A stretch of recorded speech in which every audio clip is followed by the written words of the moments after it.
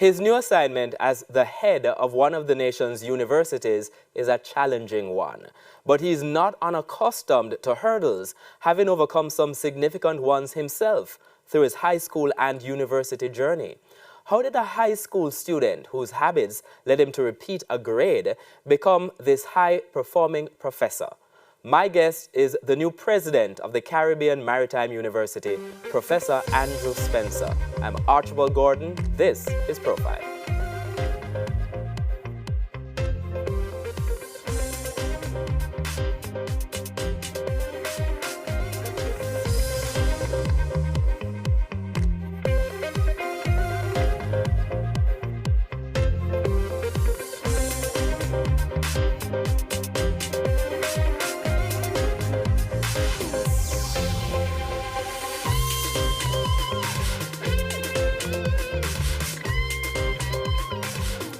Professor Andrew Spencer, welcome to Profile.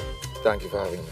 So, when you say Professor Andrew Spencer, it's Professor Andrew Spencer, who is university president at the Caribbean Maritime University. And for context for our viewers, I want them to know that you and I work together at the Caribbean Maritime University as well. And when we usually say university president, someone your age is not usually what people are expecting to see. Do you get that kind of reaction? I get it a lot. I get it as president, but I got it before too, with the professorial title, which is typically expected to be a guy with a long beard and usually a white beard, yes, a lot of gray hair. And sandals. And I did get it even before when I got the PhD. People tend to think, and then when I'm not in my suits, and I'm in slim jeans. That's a whole other story. I look like a little boy, but I get accustomed to it. You have no reaction to it? Not really. In fact, it used to please me a lot before, because I'd walk into a room. Yes, when I was CEO of TPD, it happened all the time. I'd walk into a room, and people would say, we're waiting on, the ED of TPD, and I'd be there going, I'm here. This is not what we expected. This is not what we heard on the phone, because I have a voice that doesn't sound like my age or size. So, yeah, happens all the time. All right. And when you said TPD, there you're referencing one of the organizations for which you worked. And, the reason perhaps it's not surprising to people who eventually find out a little bit is because your career has been sort of on quite a trajectory over the last 10 years. So we're talking about the head of the Tourism Product and Development Company, which is the largest agency of the Ministry of Tourism, or major foreign exchange earner. Absolutely. Subsequent to that, as Deputy Executive Director of the Mona School of Business, and also at the University of the West Indies, working in the area of tourism as the head of an institute, then in the Bahamas, that deals with tourism. So, what's pushing all of this? It feels like a lot is happening in a short space of time. I've had a good run. I don't know if I am in a rush. I've always, though, been time-bound and time-driven. So, as far back as you could imagine, even before I was focused, I used to write things on a sheet of paper. Mm-hmm. So there was this blue strip of paper on which I wrote everything. And I'd say, at X age, I should have this master's degree, this thing, that thing, PhD at... And it's interesting, even though I lost my way, which we're not talking about right now, that piece of paper was always there as a guide. And somehow we got back on track. But the last 10 years have been stratospheric. I think a lot of it has to do with my dogged determination.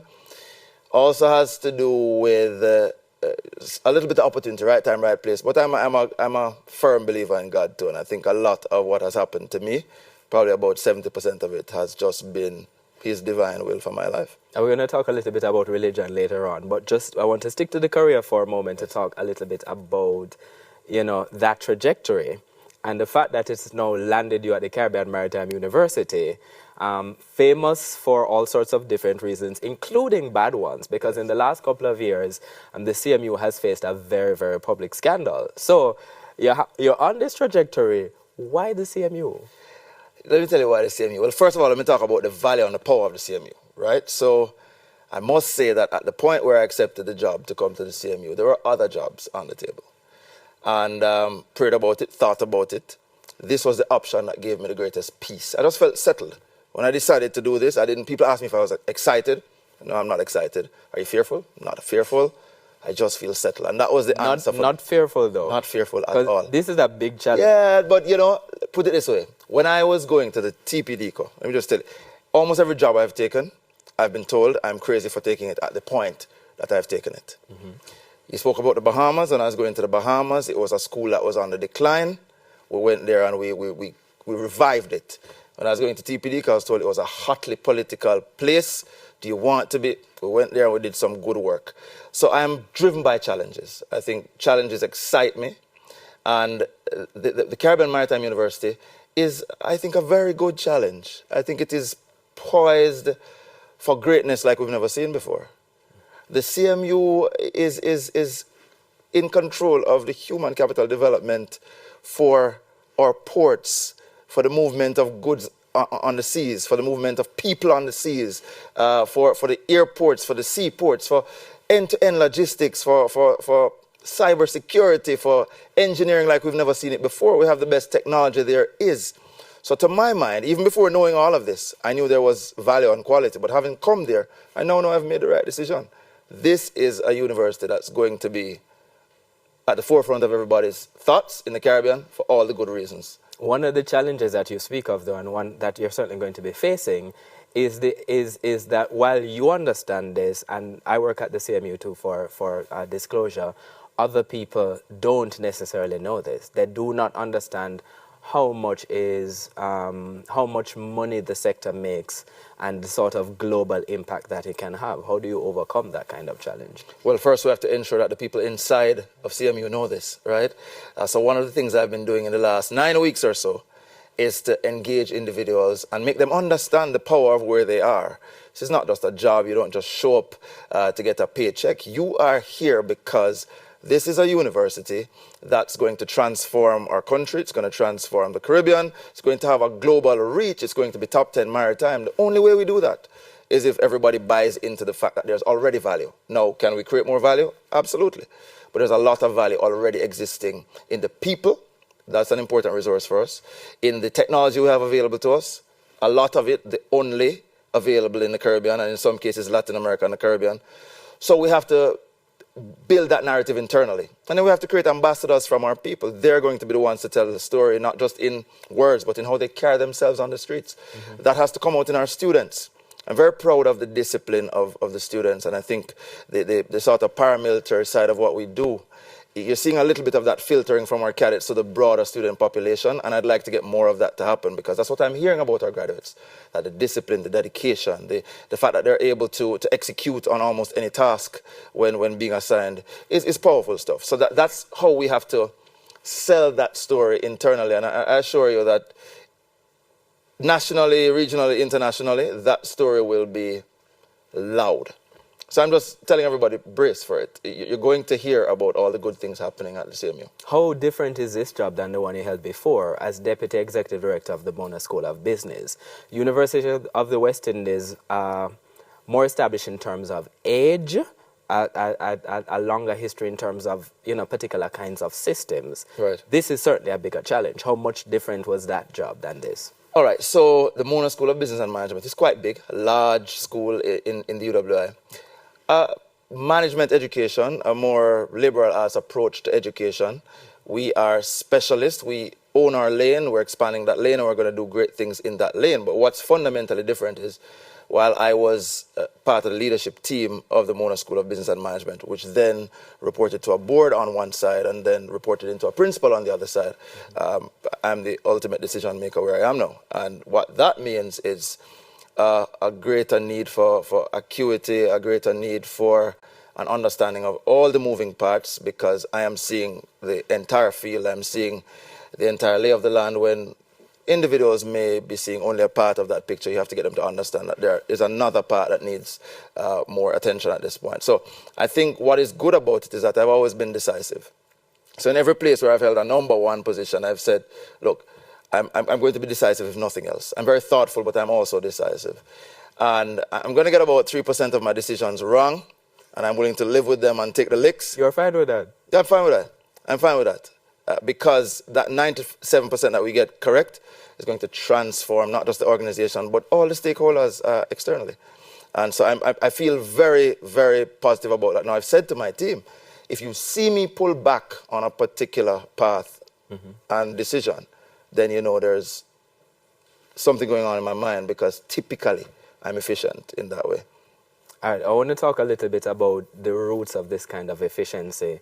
But before we get to that, we have to take a break. And there's also the issue of the sort of academic road to talk about, because as you've been doing all of this, working as a management professional, working in at the University of the West Indies in different kinds of capacities, you've also been an academic at the same time, which means that you've been really, really busy. So we're going to be talking about how he manages all of this and what keeps him focused in spite of the different kinds of challenges that come up. We're taking a break now on Profile. My guest is a very accomplished university president at the Caribbean Maritime University, Professor Andrew Spencer. Back with you after these messages.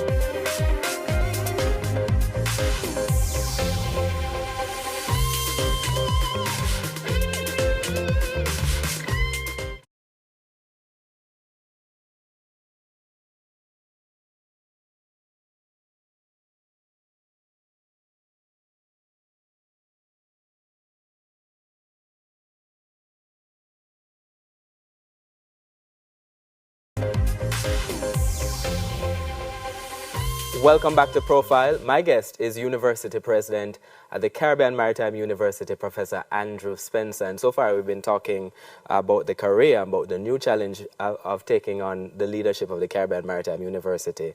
And you said in the last segment, this is not the first time you face this kind of,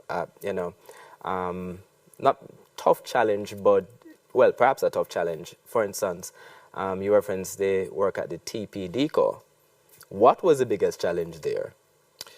I think the biggest challenge there was, it was a large staff, right? So it's the largest, as you mentioned, in the Ministry of Tourism. Over 200 employees, many who had been there since its inception, many who had recently come, who had very different views about the world. And there was a little bit of a gulf. So it's like a euphemism. And so the challenge was kind of bringing everyone together on one team and ensuring that we were pulling in the same direction. And I think in large part we were able to do that.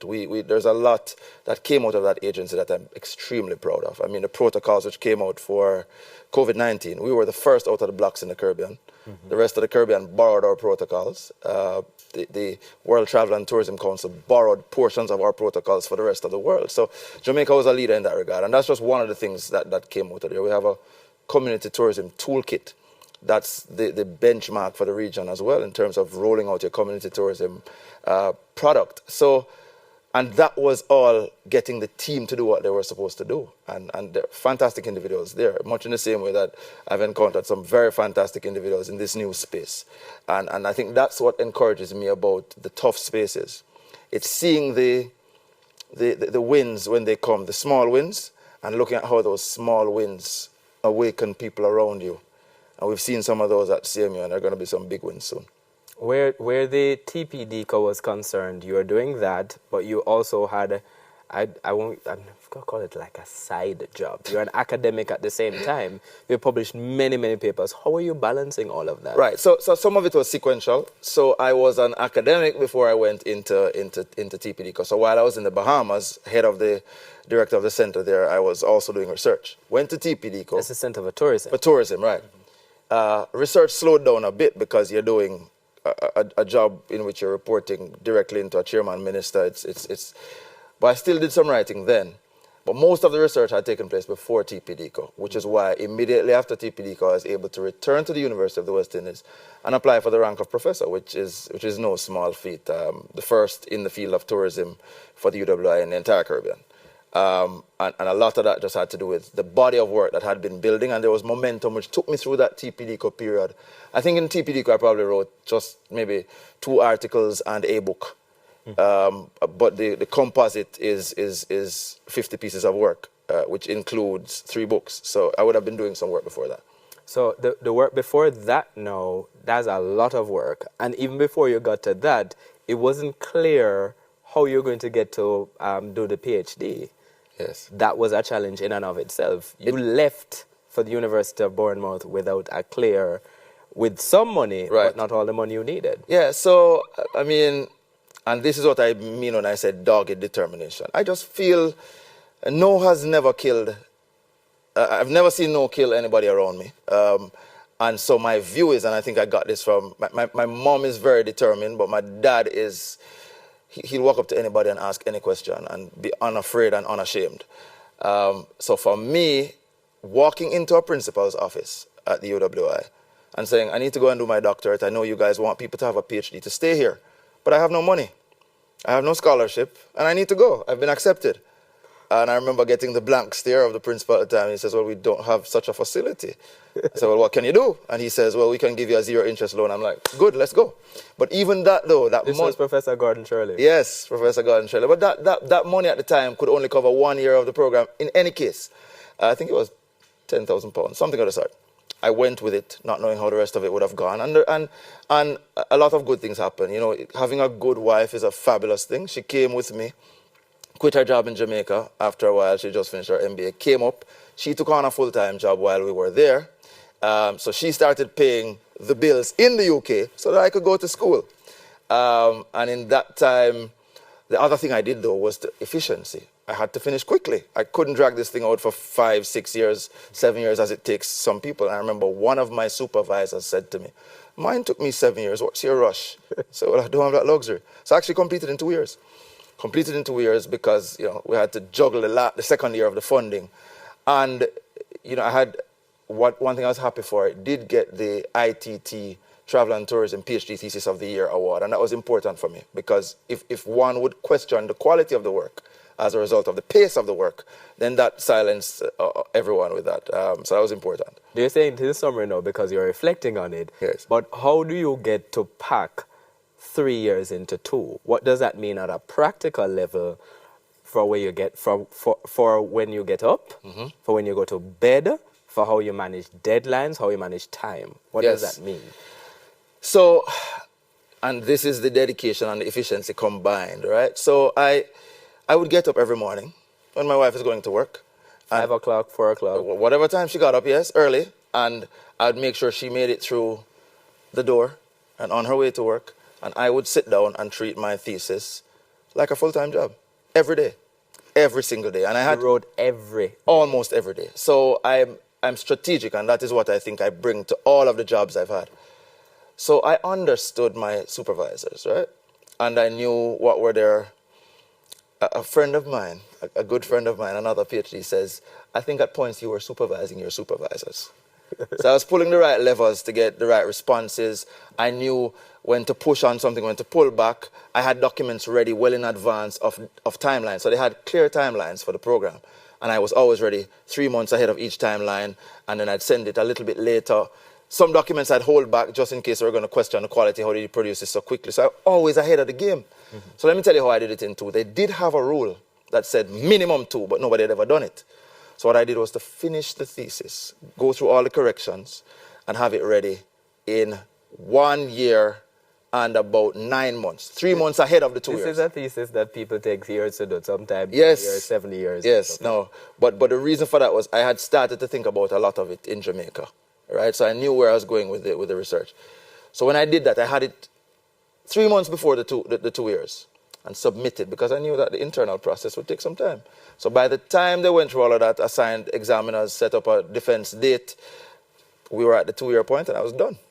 We have to take a step back. We're going to take a break on Profile because we hear of this career and all of that. But then when we go back and we step into the past a little bit, this is not the kind of student you were at the high school level. And so we want to find out what was happening at Wolmer's boys and how did things change for Professor Andrew Spencer. He's our guest. He's the president of the Caribbean Maritime University, and we're back with you right after these messages.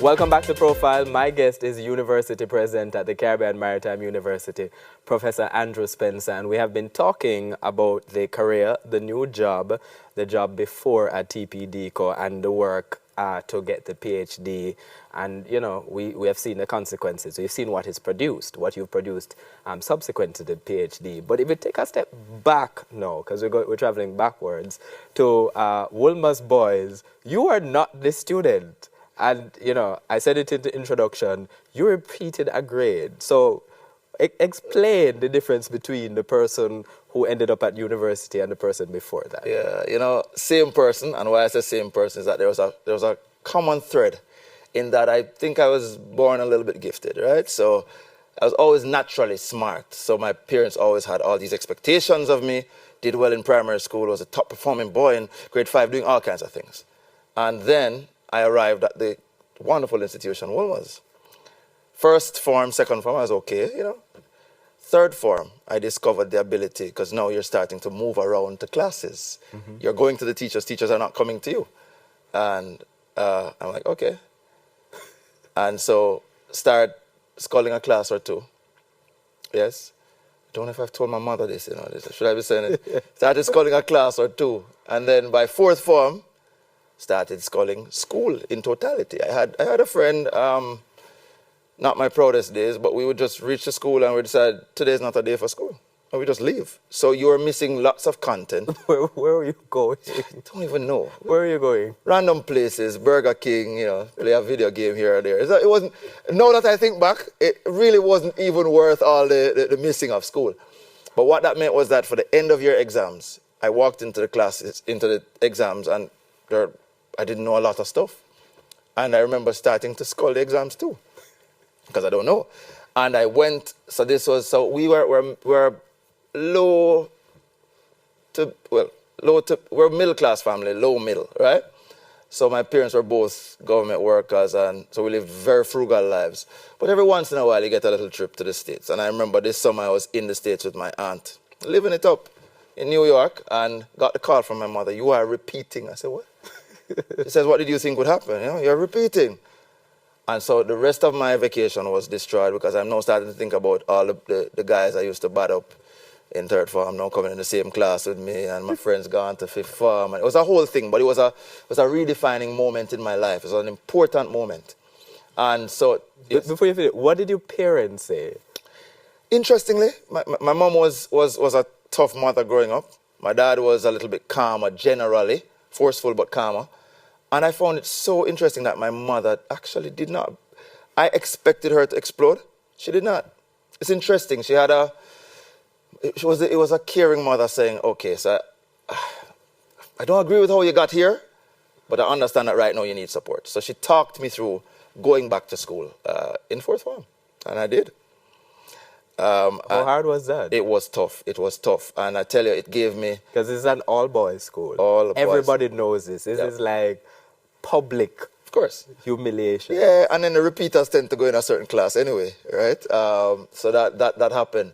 But I think that's probably why I speak of things so temporal, you know. I speak of things in terms of time. And I have a group of 12 boys I'm mentoring.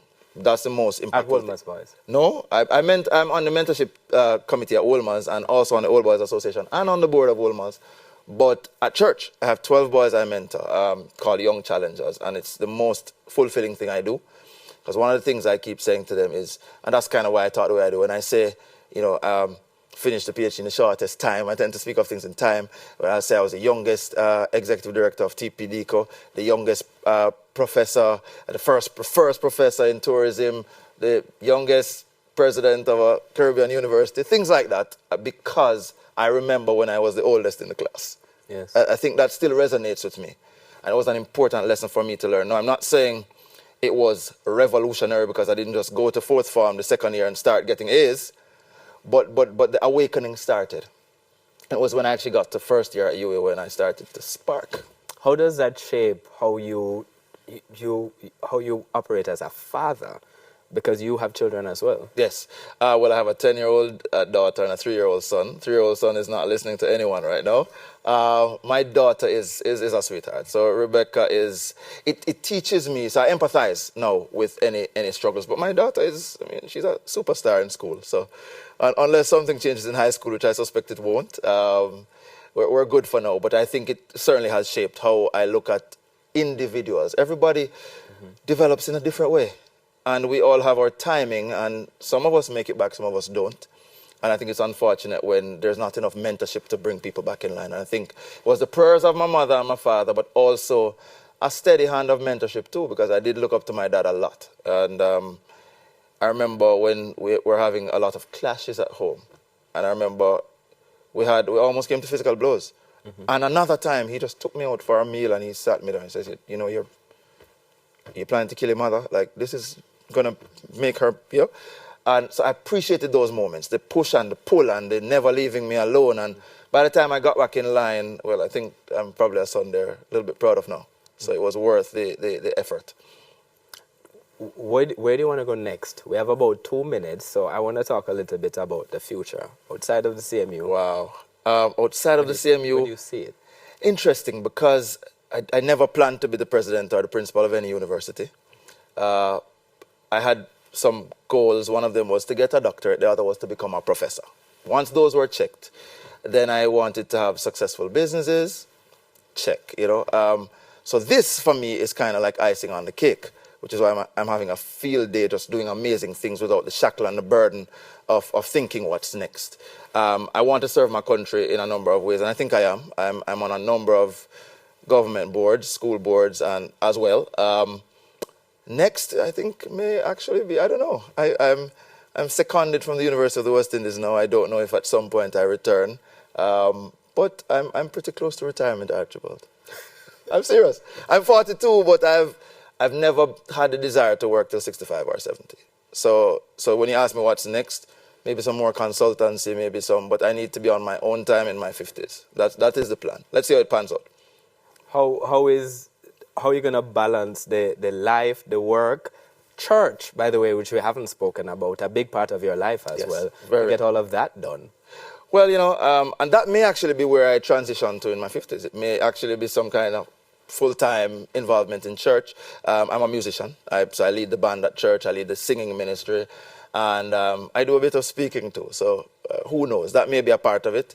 Family, it's been tough with jobs like TPDCO and here, but I have an understanding family, and what I do is when I'm there, I make sure I'm there. When I'm present, I am present, and so that's how we make it work.